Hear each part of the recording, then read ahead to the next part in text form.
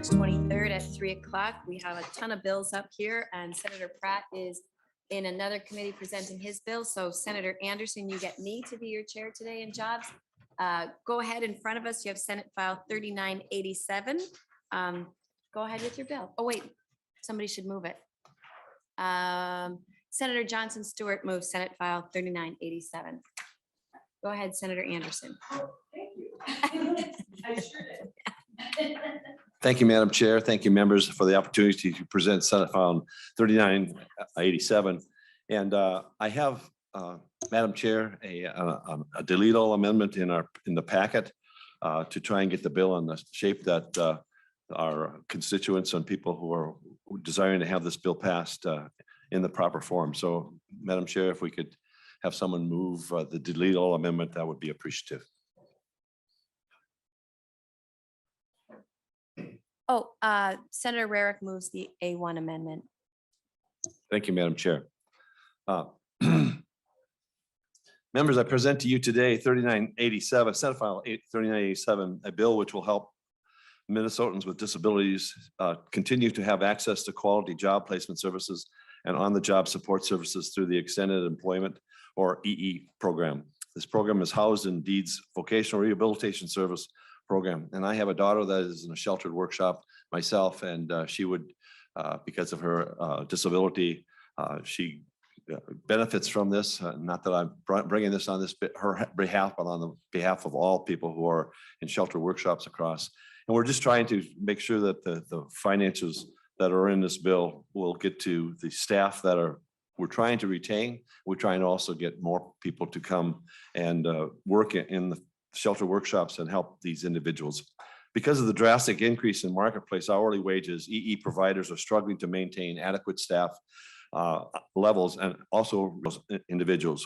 Therefore, Senate File 3987 increases the base general fund allocation for the provider rate by $2.285 million starting in fiscal year 24.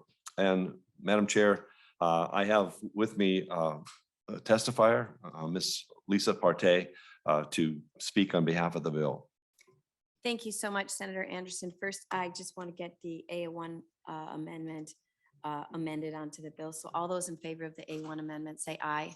Aye. Those opposed, nay. Okay, your amendment is adopted, and now we'll go to your testifier. Thank you, Senator Anderson. We have Lisa Partey on Zoom.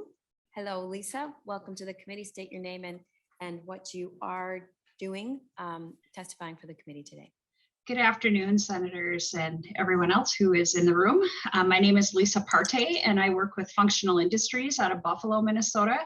We serve individuals with disabilities, and we provide extended employment services to individuals who have jobs in the community. These services are so important to the individuals we serve, and especially now coming out of COVID, we have found that more and more individuals are receiving jobs in the community and need added supports to be able to maintain their employment. One of our individuals that receives these supports sent me an impact statement that states that the services have helped her to learn new job skills, learn how to cope with her disability while on the job, and learn life management skills. Functional Industries has been there for me from the littlest thing to making major life decisions, and I would not have come this far in my career without their support. Keep in mind that throughout the pandemic, wages have continued to rise, and in order to keep employees, we have had to raise our wages and to be able to continue to hire good individuals to provide these supports. And so it's really critical that as inflation is rising, that the funds that come into these programs continue to rise as well, so we can serve more individuals and we can pay the costs involved. Senator Anderson, I also have a consumer here with me, if I could introduce them. This is Tyler Penor. Tyler receives services, and he would just like to tell you what the services mean to him, if that's all right. All right, good afternoon, Senator Anderson and the people on the call today. The services that I get mean so much because I have a community job. I work at Pizza Ranch in Monticello. It is a fantastic place to work. And without those services that I get, and without that help that I get with them, I wouldn't be able to do as well as I'm doing out on the job. So that is a fabulous place for me to work. Thank you, Tyler. Thank you so much, Tyler, and thank you, Lisa, for testifying today. Members, any questions? Senator Anderson, would you like to speak to your bill before this bill will be laid over? So if you want to close it up, thank you to your testifiers again. Well, Madam Chair, I appreciate the opportunity to present the bill and just ask for your support. I know it's being laid over, but this is critical for our state, for these people that are in shelter workshops and working in our communities. And so thank you for the opportunity to present.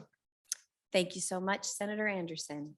It will be late. Senate File 3987 will be laid over. Thank you. Thank you to our testifiers too. Thank you. Good bill. Next up, we've got Senate File 2117, Senator Rarick, Enterprise Minnesota Grant Appropriation. Welcome to the committee that you sit on, Senator Rarick.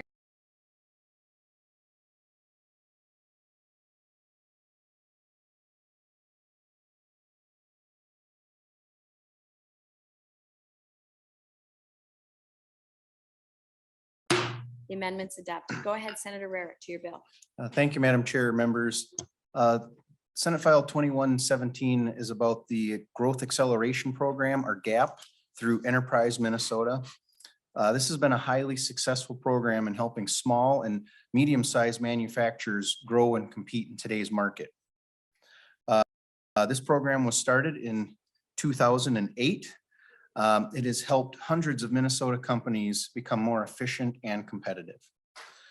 It has helped create and save thousands of Minnesota jobs, and it has verified results. Just this last summer, I was able to tour 2 businesses that have received help through this program in Pine City, and they reiterated multiple times just how much this program has helped them to innovate, reorganize, and become more competitive, and not only save jobs, but grow jobs and expand in their areas. So I could go on, but I believe our testifiers are better than I can. So I would turn it over to our testifiers at this point.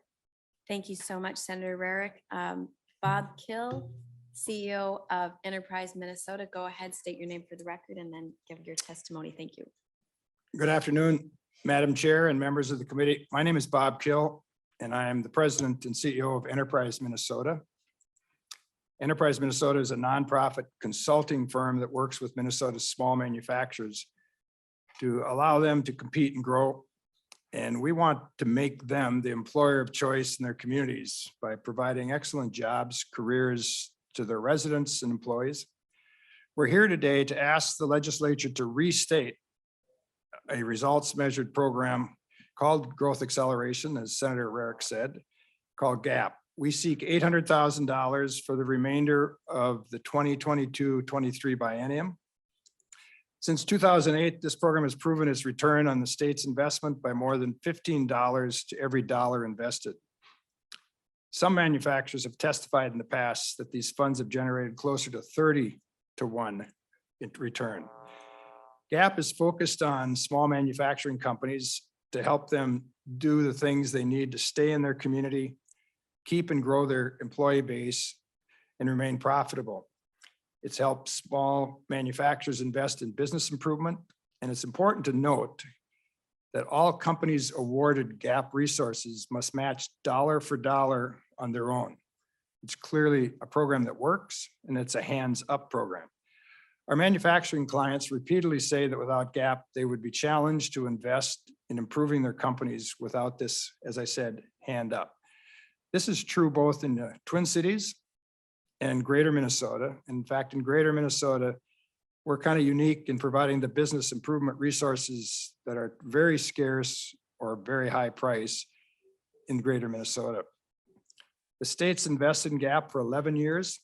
It has widespread bipartisan support over those years because it helps the manufacturers create and retain high quality jobs and bring economic stability to local and oftentimes small communities.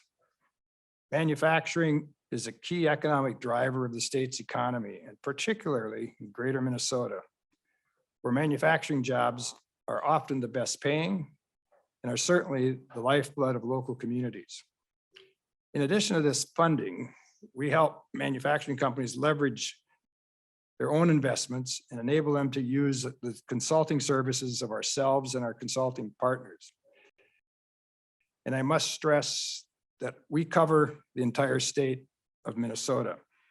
To qualify, manufacturers must be located, must operate as independent profit centers and employ 250 or fewer full-time employees. Some perspective is there are 8,400 manufacturers in Minnesota, and 8,200 are below this 250. In fact, 5,200 are below 10 employees. Without this gap funding, they typically will not make the investment needed to keep their employees and grow in their community. They must have a solid business plan and demonstrate a tangible economic need. The program is administered by ourselves, and Deed is the fiscal agent. I think it's important to note that the benefits ripple throughout the entire economy, as 1 in 7 jobs in Minnesota are in manufacturing, and every job created in manufacturing generates typically 2 additional jobs in the community and of course in our state, which says 33% of all state jobs are related one way or another to manufacturing.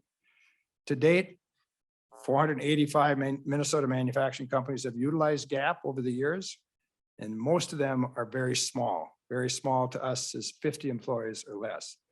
The results are impressive. An independent survey of manufacturers who have received GAP show that they have collectively created or retained over 12,000 jobs in the state, have boosted and retained company sales by about 1.5 billion, saved about 200 million in unnecessary business costs, and important to note, invested 600 million in their plant, equipment, technology, and employee skills development. With COVID, our current request comes at a particularly urgent time. The effects of COVID have stretched many of these operators right to their ability to cope. Constant chaos in the supply chain has made it almost impossible to plan. One missing part can cause a complete product and production shutdown. And yet, when they do get the parts, the inflation and cost of material has probably changed dramatically from when. Manufacturers, like all employers, are challenged to find employees. And I stress any employees, especially in greater Minnesota, not just skilled employees. The greater work shortage is not going away. We know that. It's demographic. There just aren't enough people to fill. And at a critical level in greater Minnesota, GAP can play a role in investing in critical needed employee development. Our point is that all of these diverse circumstances highlight how GAP will provide our manufacturers with enhanced productivity, internal efficiencies that will help them cope with the challenges ahead and continue to provide their community well-paying jobs and careers with, in many cases, phenomenal benefits. All of you have small manufacturing companies in your districts and have constituents who work with them. Enterprise Minnesota would be delighted to arrange a tour of your manufacturing constituents. We do it all the time. It's educational and fun to see the amazing products made right here in Minnesota. Most people don't realize that the world's largest manufacturer of lawnmower blades is located in Buffalo, Minnesota. And so it's renowned across the world. On behalf of the small and underserved manufacturers throughout the state, I hope that you will help them grow and remain of choice through this $800,000 authorization. I thank you for the opportunity to testify today. And now I would like to introduce 2 manufacturers who will speak to the benefit of the Growth Acceleration Program. Thank you, Mr. Kill. I think up we have John Norris, President Owner of Tower Solutions Pine City up first. And then we'll have go after that. So Mr. Norris, go ahead, state your name for the record and proceed. Thank you, Madam Chair and members of the committee. My name is John Norris. I'm owner of Atscott Manufacturing in Pine City, Minnesota. It is an honor to testify before about the significant value that Enterprise Minnesota has made to Atscott and also my fellow small manufacturers in Minnesota. This is an excellent organization with top-notch advisors for all critical areas in manufacturing. I can honestly say and wonder whether our company would be in business today without their assistance in so many competitive improvements and projects. Atscott was founded in 1963 through an SBA loan sponsored in part from a bill from Hubert Humphrey.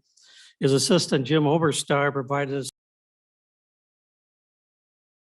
because we were located in a distressed area. Today, Pine County is still designated as a hub zone. Atscott makes parts and assemblies for large and international companies like 3M, Eaton, Honeywell, Medtronic, and many other small manufacturers in Minnesota. But products are delivered around the globe. Over the past 40 years, competitors around the world have paid wages about a quarter of ours or less. Atscott employs about 65 employees with revenue of about 12 million. Only 3 of the 65 Pine City employees have a college education. The balance are trained internally or through classes we offer. The Atscott average pay is over $20 and the most skilled can rise up to just under $30 an hour. The only way we can compete internationally is through superior employee productivity and dedicated managers working on continuous improvement. It is Enterprise Minnesota who trains our managers to maximize employee skills and systems in the most efficient processes to stay competitive. Large companies have the resources internally to affect productivity, but small manufacturers must find consultants trained in technical improvements. Turning to outside consultants is risky with potential for poor results and cost overruns. Enterprise Minnesota has an extensive staff experience specifically in manufacturing solution at costs that are fixed and thankfully partially funded from government sources. They do excellent work. We're grateful for this support. The state of Minnesota has funded Atscott projects that use our employees' knowledge of processes to reduce costs through lean principles and leadership training. Enterprise Minnesota has facilitated strategic planning, helped us implement international quality certifications for ISO and AS 9100, which is aerospace, facilitated plant layouts and provided cybersecurity consultations to meet DoD requirements and ransom protectionware. These recent projects require investments of about $100,000 with about 30% aid provided for gap funding. Madam Chair and members of our committee, manufacturing offers excellent employment to our employees. There are thousands of small manufacturers across Minnesota making products, employing good people, providing living wages, and a great quality of life. Gap funding is one of the few programs that serve our industry, and I would be grateful if you would consider gap funding for Enterprise Minnesota. Thank you for listening. Thank you so much, Mr. Norris. Mr. Harry, welcome to the committee. Thank you, Madam Chair, and thank you, senators and guests for having me here today. And thank you, Bob, for inviting me.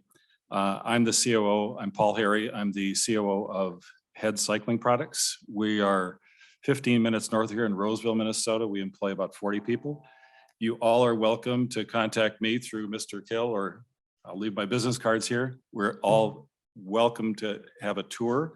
And I like Bob's idea of having you guys through and see our company and see what we do. We make bike racing wheels. So if you think about the Tour de France or you think of other things, we make carbon fiber, we manufacture carbon fiber racing wheels for bikes. We've had a nice increase because of the pandemic in our business, and it's going well. We have a hard time finding people.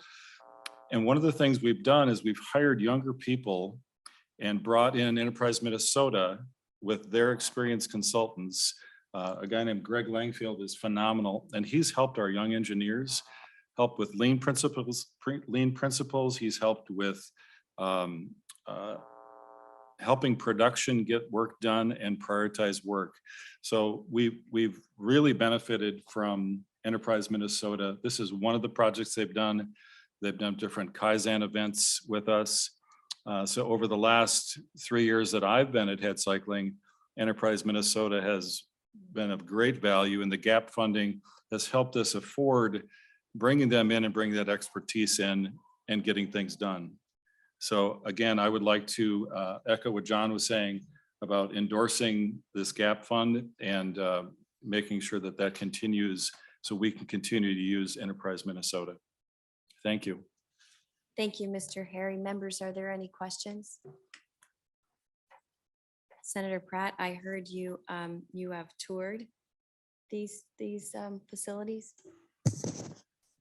Yes, Madam Chair, it's, it's fascinating and Mr. Kill and his group do a great job of hosting us, but it's great to see manufacturing get a stronghold again here in Minnesota, and we appreciate these gentlemen opening and investing in our state. So we appreciate it, and I always learn something new every time I go through a facility. Thank you, Senator Pratt. Senator Rarick, any closing comments on your bill? Thank you, Madam Chair. I would highly recommend all members take Mr. Kill up on the invitation to tour manufacturing facilities. Both of the facilities I toured this summer, I know many people that work at each of those, but even that, I was completely unaware of everything that they are doing right there in my hometown. It was incredible to see the things that they're doing at Scott. And then also as my role on higher ed, watching how they are partnering with Pine Tech to further train their employees. So I think this is a great way, this is a great way to help our manufacturers to grow and provide great jobs for Minnesotans. So thank you. Thank you, Senator Rarick, and thank you to your testifiers. Senate File 2117 will be laid over. Thank you.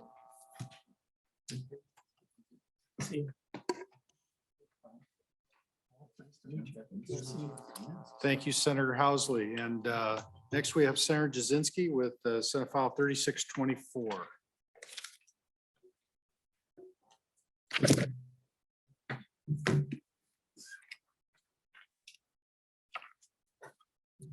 Welcome to the committee, Senator Jasinski. Thank you, Mr. Chair and members. I'm excited to present Senate File number 3624. I do have an amendment, but I'll go through the bill first and then I'll present the A1 if that's possible. Senate File 3624 is a bill that's the Learn to Earn in Owatonna bill. I started meeting with the community members in Owatonna probably in the summer of this last year. It's a collaborative group that got together with the high school superintendent, several business community members, which is very high in manufacturing, and Riverland Technical College in Owatonna. Currently, Riverland Technical College has a campus in Owatonna, although it's pretty much a remote satellite campus. And Owatonna is the largest city, I believe, in the state that doesn't have an actual main campus of a college like this. So Owatonna businesses were being frustrated because the campus didn't meet what the job requirements and the technical training and workforce development needed in the community. So we put a group together, met several times to talk about what they need in the community for jobs and training. And they found out that Riverland Technical College that's existing now isn't meeting that. So we have a bill that would appropriate $1 million that would work to enhance what is available now in Owatonna to train the workforce. And I have a couple testifiers, both Brad Meyer with the Chamber and Jeff Elstdale with the school district to testify what's going on there now. But the amendment that you'll see basically of the $1 million is asking for 20,000 from this committee for a study to see what the actual needs are. And then the $980,000 would be funded through higher ed. So with that, I want to describe the bill so that I'd offer the A1, or if someone could pass the A1 amendment this time. Thank you. Senator Rarick, would you move the A1 amendment? Senator Rarick moves the A1 authors amendment.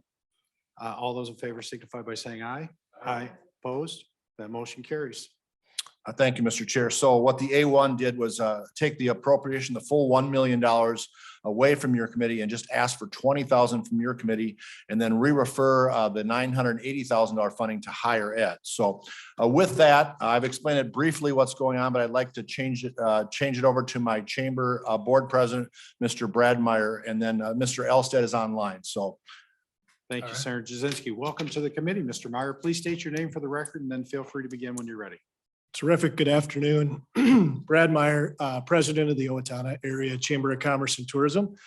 Thanks for your time today and for considering this. We appreciate Senator Jasinski's work on this. And I'll keep it short and sweet, but really we as a community continue to grow. We've outpaced growth of our surrounding communities in southern Minnesota within Owatonna over the last decade. And the higher education needs of our business community, we feel are not being quite met as we sit today. And so we've had some great opportunities to speak with the chancellor and we've got a good game plan, we think, going forward. Owatonna is in many ways a manufacturing community, as a lot of us are in outstate, but we have about 30% of the workforce in manufacturing. We added 3 new businesses in the last 2 years, a Costco distribution center, a company called Rise Modular, and a company called Minimizer. And we've had expansion of 3 other industries that have added over 500 in positions within our community. And as you probably are hearing from your constituents, businesses can't find folks as it is. So we're trying to train up the workforce that we have at our high school and then into our community college that we think needs to be a little bit more represented in our community. So as we do this, what you would be supporting, we think is really important as far as an environmental scan needs assessment for the community. So we know what exactly we're asking for the business community, but it also creates a transition with our new high school. It's being built today, $100 million high school that's got 23 million in private investment in it, which is the biggest in the state ever, I think, unless that's something else has happened since then. So we've got that happening and we're really excited about where we're heading as a community, and the growth of manufacturing is a key piece to our growth. And I would say lastly that we have aspirations to grow to 40,000 by 2040. We're at about 26 in population as we sit today, and this will be a key piece of that growth. Thanks for your time. Thank you, Mr. Meyer. And next we have Mr. Elstead. Welcome to the committee. Please state your name for the record and feel free to begin when you're ready. Thank you, Mr. Chair. Thank you, Senate committee members, and thank you to Senator Jasinski for lifting this forward. I'm Jeff Elstead, the superintendent for the Owatonna Public School District. And I was part of a committee that came together to identify what our needs would be moving forward in our community, recognizing that one of the greatest resources we have comes out of Owatonna High School. 2 years ago, as Mr. Meyer mentioned, we passed a $104 million bond for a new high school. When looking to campaign in that bond referendum, we asked our business community what we needed most. And so we have designed our new high school around a career pathway model that really helps prepare and provide relevant experiences for our students. The Learn to Earn proposal that's being proposed to you today includes the ability for us to do some polling in our community to further identify our needs, but it also enhances our career pathways as we continue to find ways to better prepare our learners for the workforce. The other part of this proposal, I think that's unique, is it is truly a coalition between the Chamber of Commerce, the City of Owatonna, Owatonna Public Schools, Riverland Community College. And I believe that that coalition can be critical moving forward, because not only will we be better preparing our learners with a relevant and authentic learning experience in manufacturing, but we will also be providing advanced manufacturing and career opportunities for those that are already employed. And as Mr. Meyer mentioned, we have a heavy base of manufacturers in our community. We're very proud of that, and we want to make sure that we continue to provide our workforce here with the workers that they need and that they have those experiences. And so that's why we're asking for your strong consideration of this proposal. Thank you. Thank you. Any questions for Senator Jasinski or any of our testifiers? So Senator Jasinski, I see the appropriation in fiscal year 2023 and the appropriation for the study. What, maybe explain a little bit more about the study that'll be funded and the action items you expect to come out of it. Thank you, Mr. Chair. Again, I'm going to turn that over to Mr. Meyer. He's been working with the coalition the most, but what it does is a study that really looks at the needs of the community to make sure what the equipment we're putting in to both the high school facility and Riverland Technical College has the right equipment to train the workforce for what the needs are. Again, Owatonna is very diverse in different manufacturing, from HVAC equipment from Dicon to glass manufacturer to you name it. There's a lot of things going on in Owatonna. So I'm going to turn to Mr. Meyer to kind of explain what they'd like to get out of the $20,000 in the study. Thank you. Thank you. So the biggest thing for this is the last time we did a needs assessment in the community for higher ed was 2004. At that time, we had our own facility that the city owned called the Owatonna College and University Center. And we had various colleges in there kind of renting space, if you want to call it that.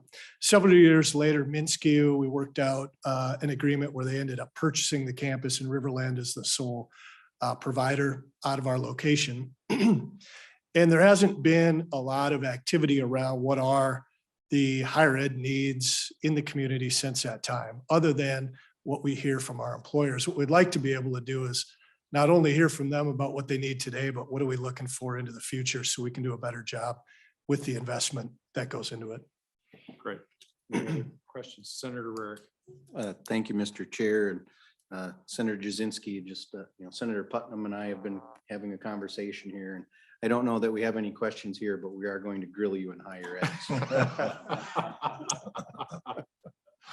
Thank you, Senator Rarick. I would expect nothing but the less. Any other questions? Well, Senator Rarick, that assumes it passes this committee.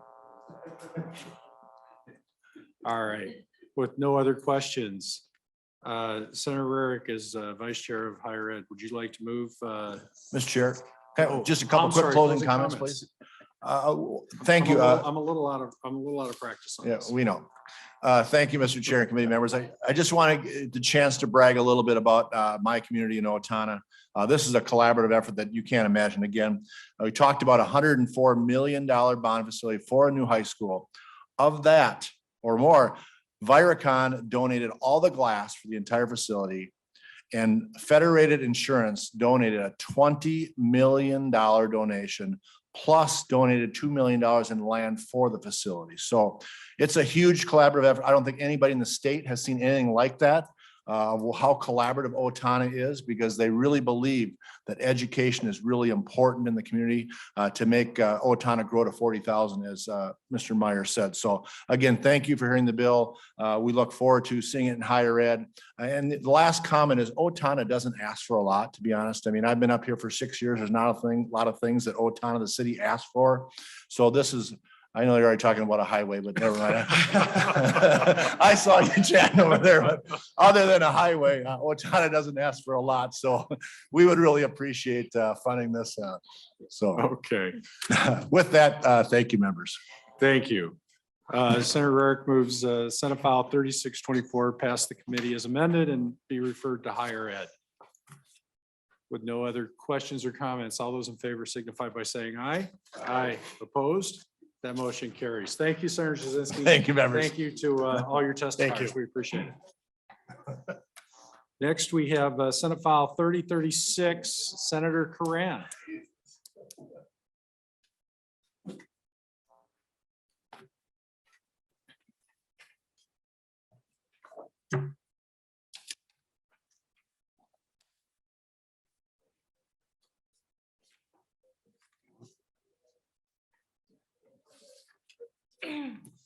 Whenever you're ready, Senator Karan. Thank you, Mr. Chair. Please present Senate File 3036 to you today. This bill involves state licensure application process, which lacks transparency and is making difficult for people with criminal backgrounds who are rehabilitated and looking for access to jobs and for interested employers to hire them. What this bill does is require state agencies and licensing boards to offer a preliminary application process and licensing so that person with a criminal record can learn before submitting a complete application for licensure and or obtaining education in a particular field, whether their criminal background disqualifies them for a license. There's currently no established process for people in this particular scenario to get this kind of decision short of completing the requirements for a given license, in many cases, thus after specific training. The bill requires agencies and boards to issue a decision in 60 days, and the decision would be binding on the boards unless there's a subsequent change in the person's criminal record. What this bill doesn't do is it doesn't change the standards in any way that state law require agencies and boards to use to determine whether a criminal record is disqualifying. Under this bill, they will continue to apply the standards as they always have. Finally, it increases transparency. The bill requires the state agencies and boards to report annually to the Department of Employment and Economic Development the number of people who use this process and how many are found to be ineligible due to criminal convictions. And Mr. Chair, we have a couple testifiers here. Thank you, Senator Coran. First on my list is Ms. Odegaard. Welcome to the committee. Please state your name for the record and feel free to begin when you're ready. Good afternoon. Thank you, Mr. Chair and members of the committee. My name is Anna Odegaard, and I'm the director of the Minnesota Asset Building Coalition. We're a statewide coalition of 135 nonprofit organizations working together to reduce barriers to economic mobility. We've been working in partnership with the Justice Action Network, the Institute for Justice, and the Council of State Governments Justice Center to advance this legislation that creates better transparency in the state licensing process. We're very grateful to Senator Coran for taking the lead on this legislation, Senator Draheim, who is one of our co-authors on this committee, and of course to Chair Pratt and the committee for hearing the bill. The Minnesota Asset Building Coalition considers this bill one of our top priorities because many of our member organizations offer workforce development services, including for individuals working on reintegrating into their communities after incarceration. Lack of transparency in the licensing process is a barrier to work for many of their clients. For instance, my colleague Ken from Goodwill Easter Seals, which is an MABC member, explained to me that because there's no established process for people to find out if their criminal history will affect their eligibility for a license, instead people rely on rumor. So someone told someone else with a similar background that they heard somebody was denied for a license. And as a result, some of his clients are reluctant to even try to qualify for a vocational path that could lead to a family sustaining job because they can't afford to make that investment in the training or education and licensure exam without knowing if there's a possibility of licensure at the end of the road. This may seem like a problem that affects a small number of people, but about 30% of Americans have a criminal history. And in Minnesota, 22% of jobs require some kind of licensure or registration that can be denied based on a criminal history. A straightforward process for people who have a criminal history to find out whether their record impacts their eligibility for a license benefits businesses that need qualified licensed workers. It supports family stability and reduces recidivism. Thank you so much for considering this bill in your committee and for the opportunity to testify. Thank you, Ms. Odegaard. Ms. Reed, welcome to the committee. Please state your name for the record and feel free to begin when you're ready. Thank you so much, Mr. Chair and committee members. My name is Melissa Reed, and I'm here today on behalf of the Justice Action Network. The Justice Action Network is the nation's largest bipartisan criminal justice reform organization that works throughout the country and in Washington to advance bipartisan reforms that make criminal justice systems smarter, fairer, more efficient, and more effective. The Justice Action Network is pleased to testify in support of Senate File 3036, which establishes a pre-clearance process to aid potential applicants with a criminal history so they may know if they are summarily ineligible for a desired license solely based on this history prior to making substantial educational and entrepreneurial investments. Transparency and clarity regarding the impact of one's criminal history on potential professional paths is critical to Minnesota workers and employers now more than ever. I certainly don't need to explain that to this committee. We cannot afford to leave anyone on the bench, particularly those who are proactively seeking access to wealth-building, family-sustaining jobs that often require an occupational license. National estimates find that unlicensed workers earn 10 to 15% lower wages than licensed workers with similar levels of education, training, and experience, leading to increased income inequality and reduced socioeconomic mobility. Today, 25 to 30% of workers must have a license in some form, have a license or some other form of permission to work, up from only 5% in the 1950s. Recognizing the significant economic and social need to reduce restrictive occupational licensing and increase transparency, reform in this area has been truly bipartisan, both in the states and at the federal level. Both the Obama and Trump administrations led significant reform initiatives related to occupational licensing, voluntary certifications, cost benefit of licensing laws, harmonizing regulatory requirements, and interstate portability. Since 2015, 30 states and Washington, D.C. have increased transparency in licensing for individuals with criminal histories. In 19 states and Washington, individuals with criminal histories have a pre-clearance process to apply to state licensors at any time prior to enrolling in required educational or training programs. By enacting this legislation, Minnesota will join other states in establishing an important pre-clearance process that will allow those seeking access to good jobs the information they need to make smart, informed decisions about their educational and employment endeavors. Thank you so much, Mr. Chair. Thank you. It looks like we've got folks from the Board of Psychology and Board of Medical Practice online for questions. I just ask if they'd like to make any comments before we open it up for questions. Mr. Chair, I think they're in person and Oh, they're in person. It says on my. and they're thing that they good. were gonna be I on think they were Zoom. just here for questions. So. Okay. Any questions for Senator Grant or any of his testifiers? Okay, seeing none. I'll be honest with you, Senator Grant, I'm surprised this isn't already happening. Mr. Chair, I would agree. And I think it's a really, we got great bipartisan support in, you'll get a chance to see it again. Our path, it looks like, appears to be commerce next, state gov, and then finance. And so there are some things we're working through to really refine it, to make sure that, you know, anybody who's gone through the correction system and has obtained an education or is contemplating an education designed for a specific career, to be able to paint this path, I got to believe the recidivism rate drops tremendously.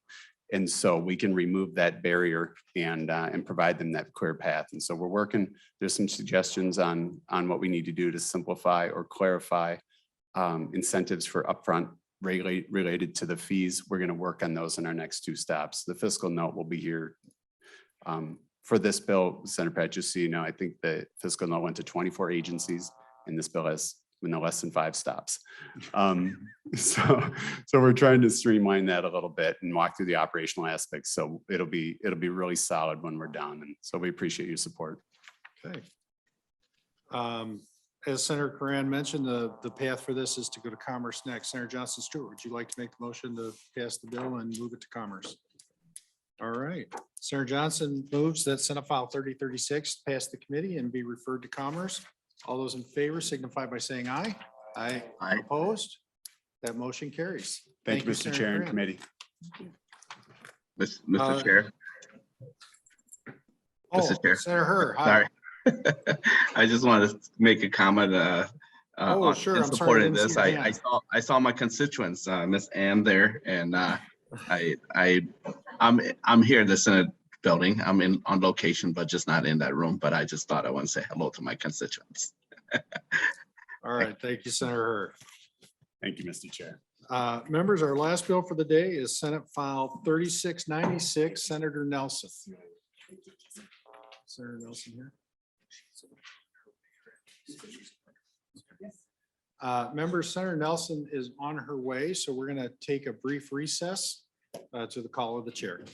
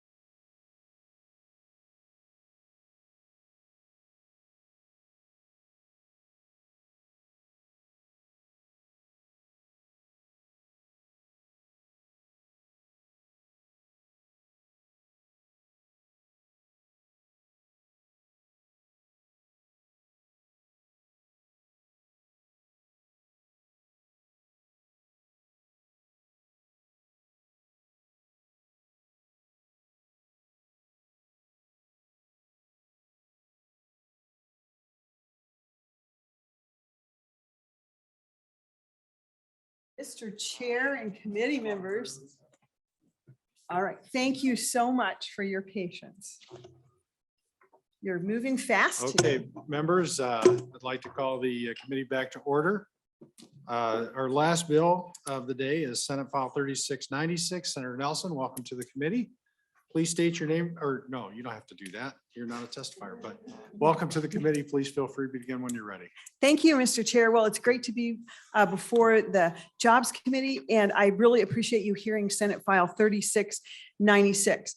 I know that your committee is probably more aware than any other committee about the job force crisis that is facing our state, and particularly in the area of the medical realm.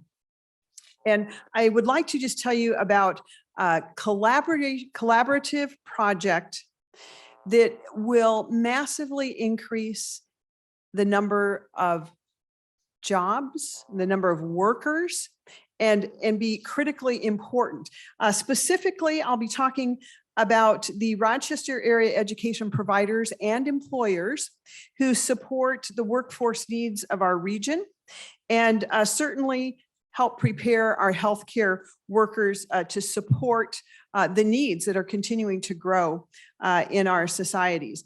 And they are preparing that workforce with opportunities to upscale, that's part of it, and then also skills for really meeting those healthcare needs across the state.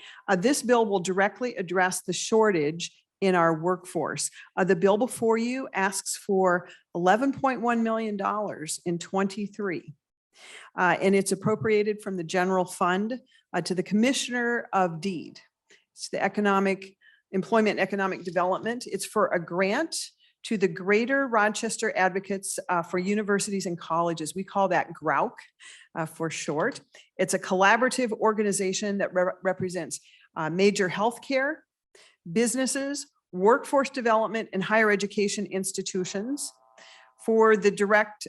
And so that is what this is for. It is for a simulation center which trains nurses. As you know, we have great shortage of nurses in the healthcare arena, and that includes all kinds of nurses.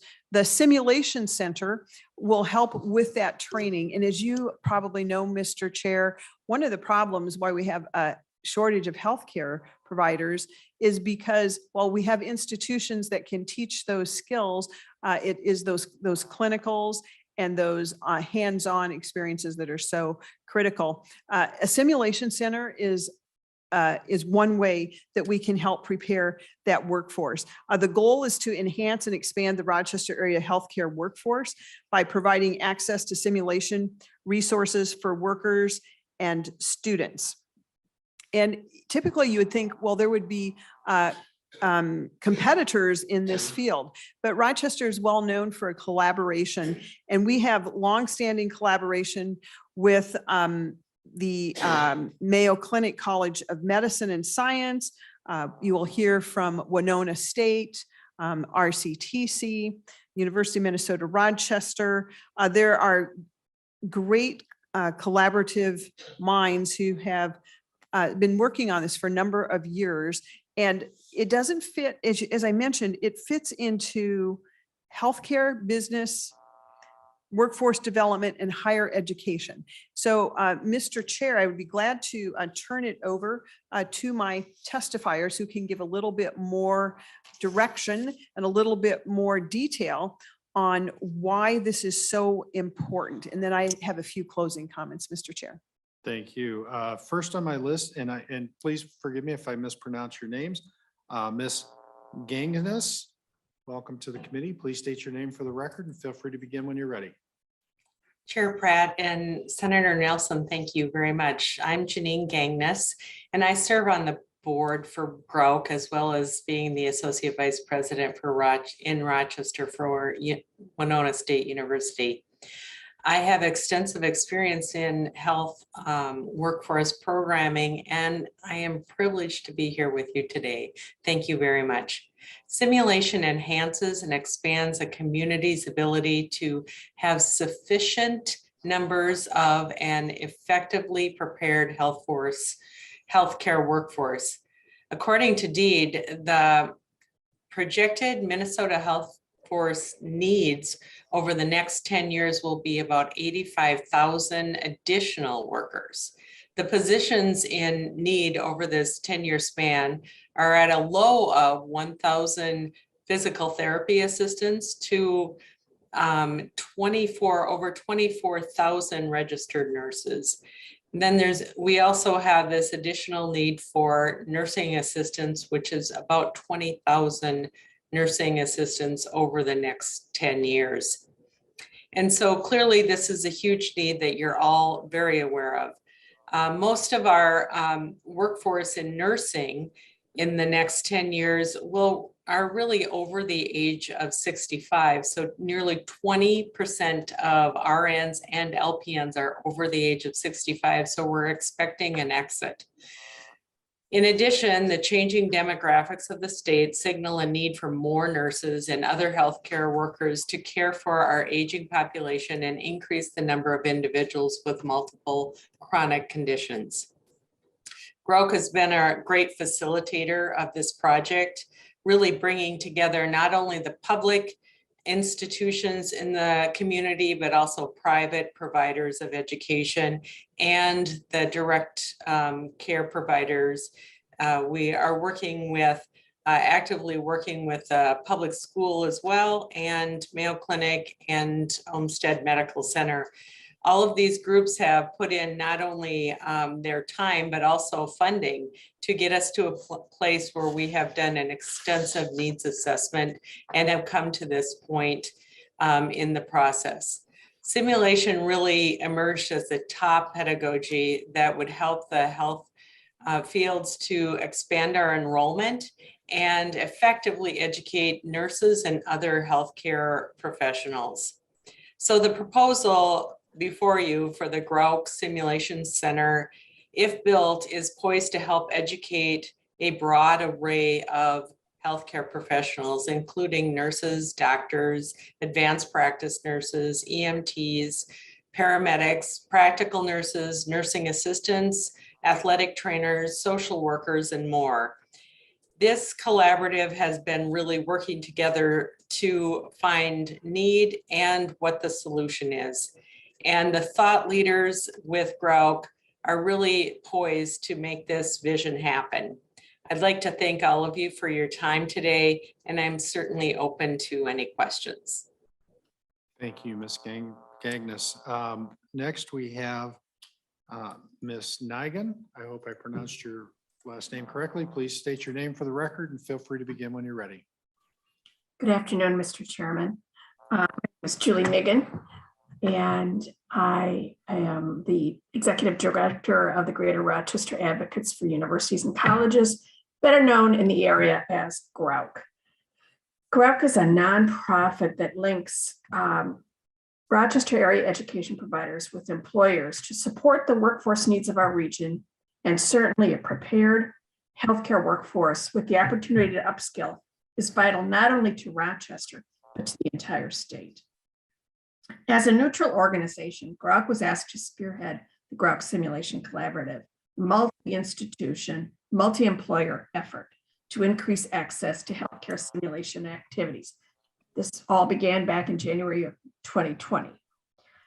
We were able to assemble some of the people you've heard about and experts in healthcare, in employment, and also in simulation design and technology. Members of the collaborative include representatives from Winona State, RCTC, Luther College, St. Mary's University, Hawthorne Education Center, Olmsted Medical Center, Mayo Clinic, Destination Medical Center, and HGA Architects.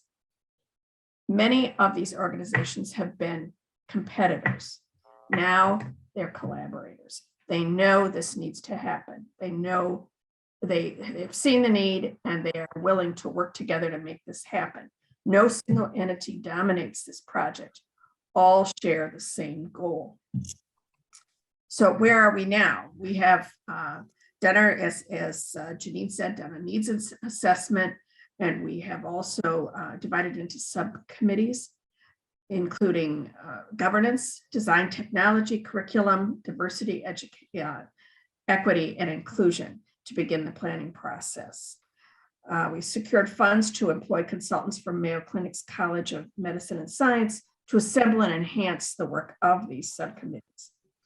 And we are currently planning a diversity, equity, and inclusion process, the co-design process, with a goal of documenting the viewpoints of healthcare students and workers from diverse and underserved communities to ensure that the center, when completed, is truly accessible, relevant, effective, and flexible for all. Thank you very much. Thank you, Ms. Nigan. We have a couple of questions. Senator Champion, you had a question for Senator Nelson or testifiers? Thank you, Mr. Chair. Yes, I have a couple questions for Senator Nelson. I just want to be, clear about this bill.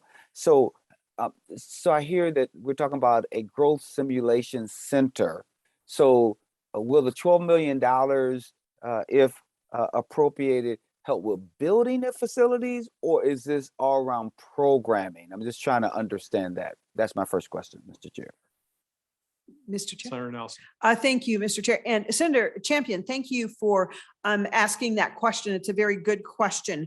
The eligible expenses include design of the center, purchase of equipment, lease, and remodeling of space, developing and providing training and operation costs. It is a one-time appropriation because the fees generated for use of the simulation center from the large number of partners that Ms. Nigan mentioned will pay for the operation of the center.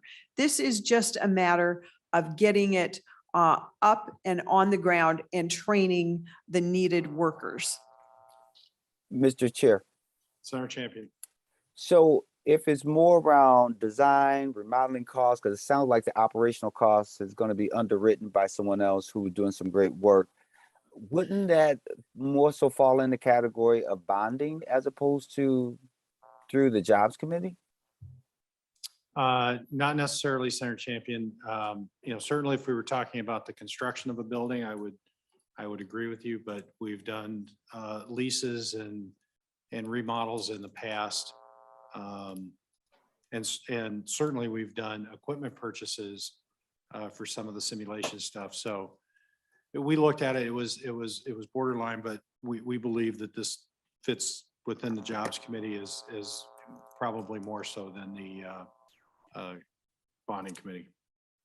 All right. So, Mr. Chair, thank you for that clarification. And I am going to certainly talk with you about that because I had a constituent who has a similar job notion and wanted some renovations done to a building similar to this. And I pushed back and said that's probably something that should go through bonding as opposed to through jobs.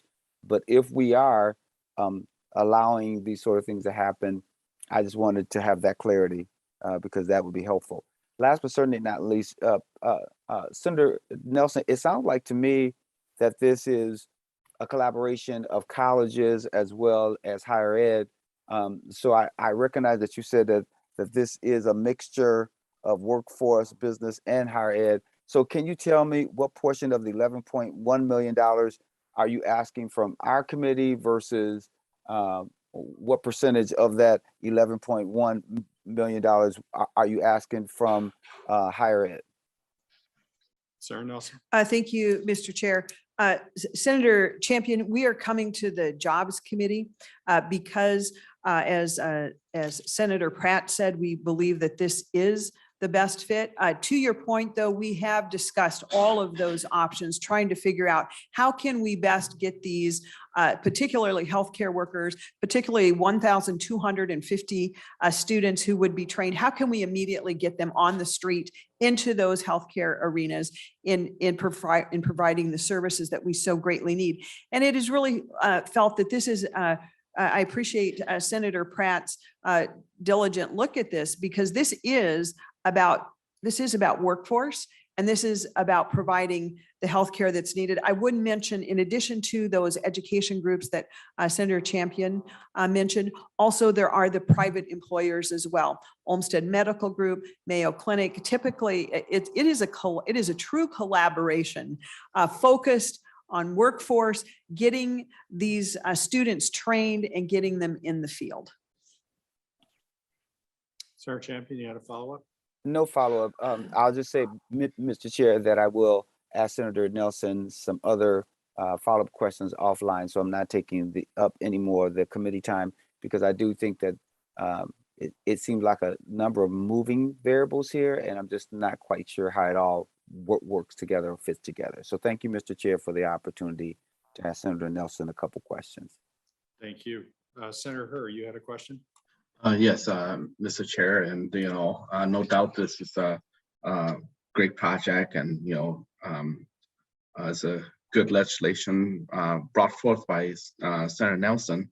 But I just have a question. This is a lot of money, but is this money going to a 501c3 organization, GROW, or is it going to the University of Minnesota?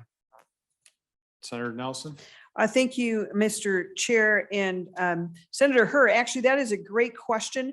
And my understanding is that it is to GROUC because it is required of GROUC to submit the report and the independent financial audit and the use of grant funds. And so that would be my understanding. But if in fact Ms. Gagnes or Ms. Niggin have further explanation on that, I certainly would like them to hop in. But my understanding, it does go to GROUC.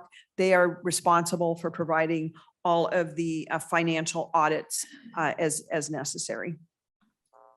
That is an accurate assessment, Senator Nelson. And Senator Hur, did you have a follow-up? Yes, Mr. Chair, I know each of us are elected to serve our constituents, and I'm sure that the direction that Senator Nelson is going to, and I do commend her for that. But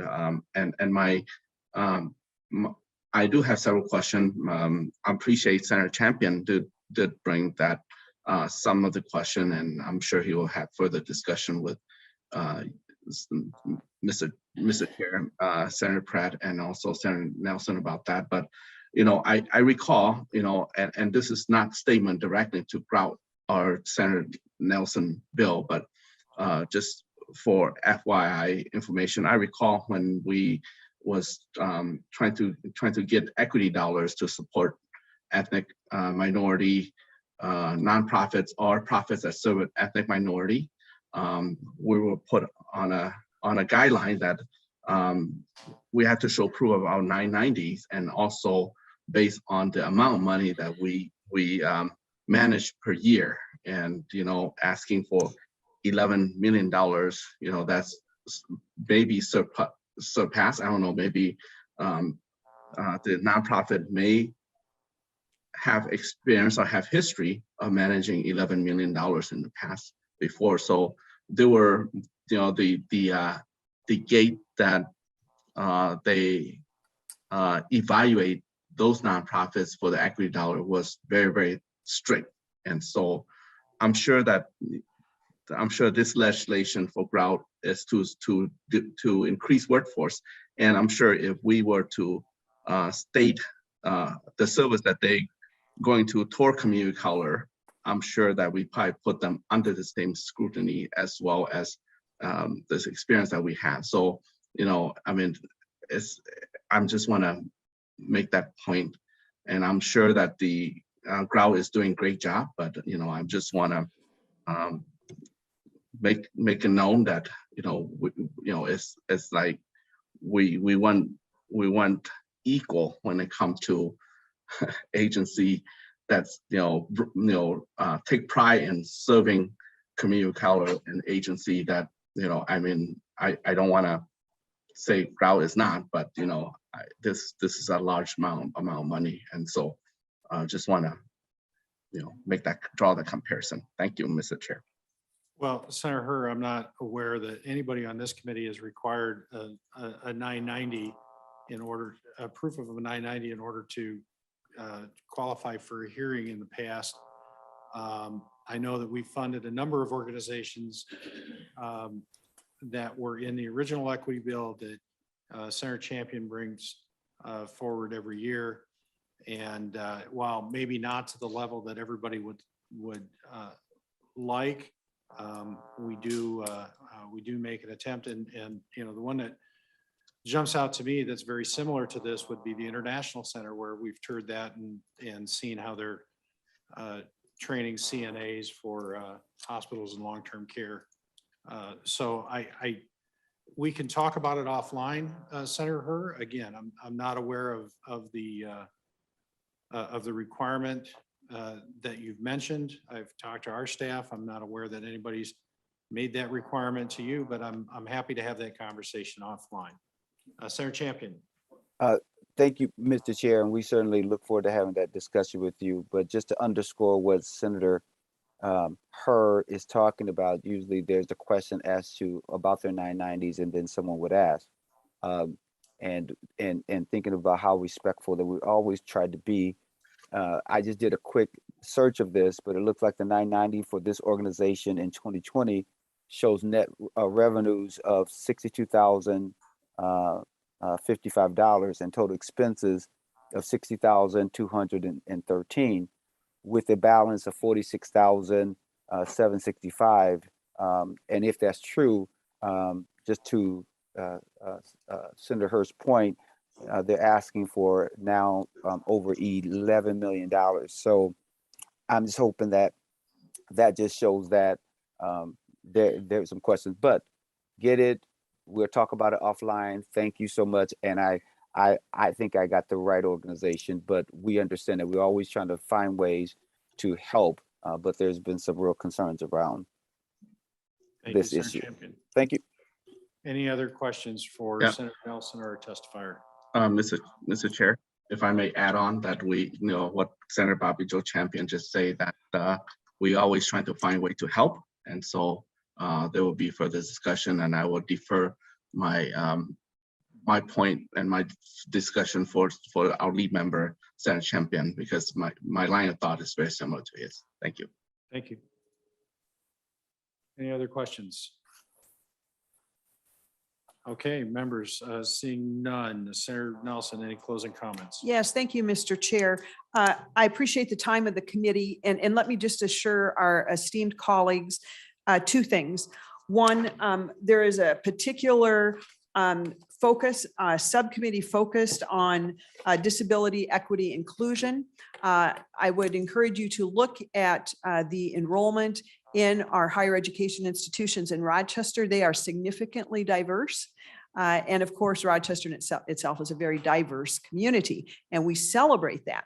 But the fact of the matter is we have over 18,000 members, direct care, patient care shortages right now, not all across the state, just in Southeast Minnesota, 18,000 shortages. This is a pipeline that builds those much needed direct care. And I would just note it's 2,755 CNAs and PCAs, 11,560 of the PCAs and others, the LPNs 2,386, RNs 1,396. We just have a shortage, members, and this is one way to quickly build up the pipeline that we so need. And there's just this influx. I just have to say, Mr. Chair, there's just this influx where we have an aging population that needs more healthcare. At the same time, we have an aging population providing that healthcare, who have been, quite frankly, on the front lines and immensely stressed for the last 2 years. And just like we're seeing in public safety, you know what? We're seeing many more retirements, early retirements, than we would like to see. And if we want to put a stop to this shortage, and if we want to make sure that we have the trained Minnesotans that we need to do these type of things, and we need to do them now. And I support And I will say Grauk is a highly regarded collaborator, whether it be with Mayo Clinic, whether it be with Olmsted Medical Group, whether it be with our higher education institutions. It is the collaborator that has really helped grow those, highly respected, been around as long as I can remember, which is at least 30 years, is probably a 50-year-old institution, has just helped immensely in many areas. So I thank the committee for their consideration and would ask that that motion be renewed. Thank you, Mr. Chair. Thank you. Senator Nelson, Senate File 3696 will be laid on the table for possible inclusion. Thank you very much. Members, this will be our last meeting before first deadline. We have a full schedule next week, running in through second deadline. We'll have a chance to, for third deadline, we'll have a chance to hear some additional finance bills, and then on Wednesday of third deadline, we'll roll out the omnibus bill for consideration and expected passage to finance. So if there's anything that is crucial that you need, contact myself or Miss Elite. I already have phone calls, it sounds like, scheduled with Senator Her and Senator Champion, so I'll look forward to those. And but just to understand, members, we do have a full schedule, so we'll try to we'll try to get started, and we understand that schedules get really crazy during deadline weeks, but if you could please check in so that we can establish a quorum, and then we'll try to be as flexible as possible. With that, members, we'll stand adjourned. Thank you, everyone, and have a good weekend.